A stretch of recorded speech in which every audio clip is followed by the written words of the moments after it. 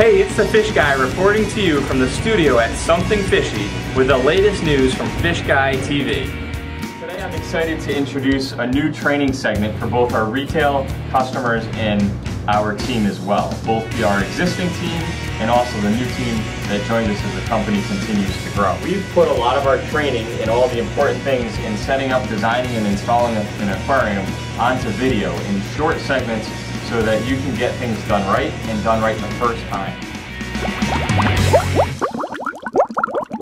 Hey, it's the Fish Guy from Something Fishy. Today we're going to talk about plumbing, and there's quite a bit to cover, so hang in there with me, alright?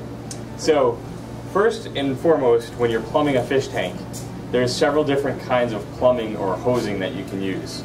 Some of the most basic that you're going to see is vinyl tubing. This tubing is typically what you're going to see at your typical pet store, and a lot of people plumb their tanks with this. It's not what Something Fishy uses or recommends when you're plumbing a fish tank. You have to remember, when you're plumbing a fish tank, you should plumb it just like you would do the plumbing in your home. And you want it to be reliable and long-lasting. And vinyl tubing is very good, but a lot of times the fittings that put it together can fail and cause leaks that you certainly don't want to have to deal with. So this is one type of vinyl tubing. Another thing, if vinyl tubing is installed in a tight area, it can kink like that. They do make another kind of vinyl tubing that's called kink-free, and it's reinforced here with the ribs. And again, if I bend it, it's not going to kink. This is used just like kink-free. It's used with barb fittings and hose clamps going over it to tighten it down to the barb fitting. This right here is rigid PVC pipe, and this is what we use at Something Fishy when we're professionally installing an aquarium. This pipe is much more durable, it's fixed, it can't bend. You have to be a little bit more precise in your installation, so it's a little bit more complicated and it requires a little bit more of a skill set to install it. Another type of piping that we have is also PVC Flex. This is as good as using rigid pipe. It's professional grade. It won't fail, or it doesn't have the issues that I spoke of previously with the kink-free or the vinyl. This pipe, along with PVC pipe, is assembled all through glued fittings, and we'll demonstrate that in a little while. And once you do glue the pipe together, it is fixed permanently, and if done properly, should never have a leaking issue. Okay, most of the plumbing on an aquarium or a sump, which is typically where you're going to start your plumbing, your water is going to come from your sump filtration unit and go up to your fish tank. Most of it's going to start in the sump. Most sumps, this next to me is actually the back of an aquarium, and you can see there's already a hole drilled in it. So this might be for the return line to from the sump to the aquarium. In order to get the plumbing to go through the tank, you're going to use what's called a bulkhead fitting, which is this right here. So there's a throat on this, and an inlet, and then the nut. And there's a gasket right here. This gasket needs to sit on the water side of your tank. So since this is my fish tank, the water is going to be inside. I'm going to come from inside and put my fitting through the hole, and then I'm going to secure it with this nut. You don't need to, the watertight seal is made by the gasket. You do not need to use any glues or anything to secure this. Just this nut, tightening this up, will work just fine. The nice thing about this is if you have a problem down the road, it is removable. So I'm going to hand tighten it, and then you might want to take a wrench and just do about 1/4 of a turn with the wrench. You don't want to over tighten this. It is just plastic and it can crack over time. Okay, well, with this in place now you can make a watertight seal in your aquarium, and now you can plumb this to your filter or your pump or whatever the application might be. Okay, so to demonstrate how we put rigid PVC together, let me show you. This is called a coupling, and a coupling that's glued by glued means there's no threads inside of it, and then your pipe are going to be assembled as follows. The first thing that you want to do is have PVC cleaner or primer, and you want to clean the outside of the pipe. Just a little bit. You don't have to go overboard with this. And you're going to clean both ends that you're putting together. The reason that this is purple is so that you can tell what parts you've cleaned and what you may not have cleaned. All PVC pipe is shipped with a protective coating on it, and this will remove that coating and make the glue adhere better so that there's no leaks. Once those are cleaned, then you can take your glue and again just put a small amount completely around the entire pipe on the inside of the female side, and then the male side we're going to glue as well, and you're just going to put the two together.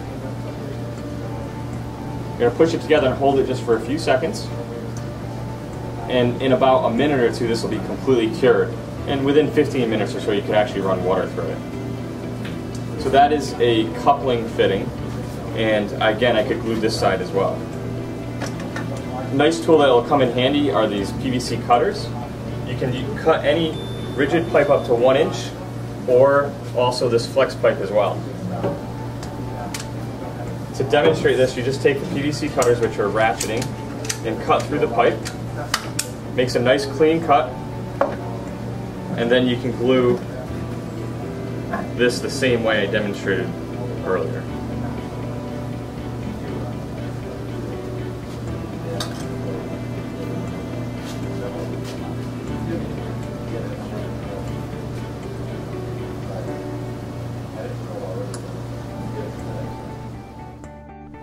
Another thing that would be important is anytime that you have a pump application drawing water in, wherever the water is coming from, you want to use a screen intake so that you don't bring any debris into your pump. And this is pretty easily done. If your bulkhead is going into your sump, this is your sump and your pump's on the other side, you take the screen fitting and just put it right into the insert. I would not glue this so that it can be removed at a later time. The next thing that we want to look at is called a check valve. When you're pumping water from your sump up to your aquarium, when the water goes into your aquarium, it typically goes through a return nozzle that may be settled down a few inches into your tank, like the ones behind me here that are black nozzles. When the water shuts off in your fish tank, water will back siphon through those nozzles down into your aquarium. This is a high quality Schedule 80 ball check valve. What that means is that inside of this unit is actually a round ball about the size of a golf ball, maybe a little bit smaller. And as water pushes up, the ball hits some teeth and does not make, because of the teeth, there's not a solid seal, so water pushes through it. When the siphon comes backwards, the ball itself sits very nice on a gasket that makes a watertight seal, and the pressure from the water tightens that down so that you don't have any leaking. So with this in place, you will not get water back siphoning. The nice thing with this too is at times you might get a piece of plastic or a piece of a plant or a snail that can get stuck in here. If you use what's called a double union, you can, if this is plumbed into place, you can take it right off on both ends, and now I can remove my check valve. Number one, if I had to, I could replace this, or I can just put my finger in there and move that ball around to make sure that it's not hindered by anything. And then again, easy application to just put it back into place.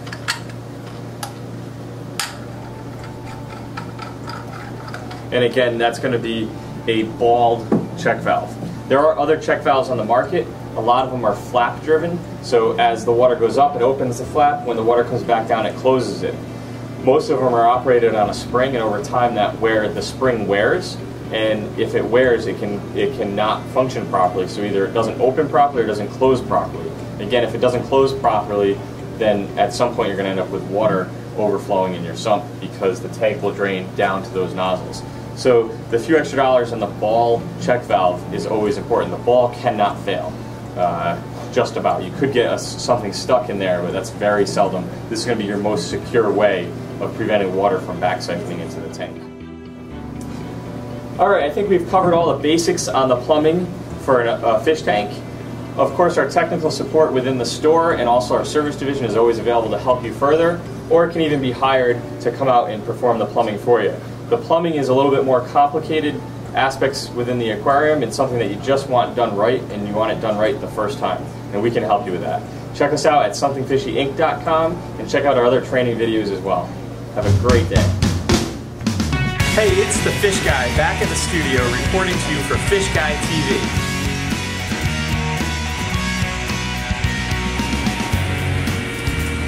Got it. Take two.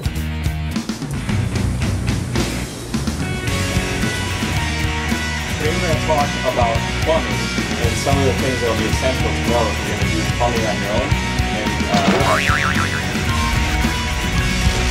because we'll just delete everything before that and start over.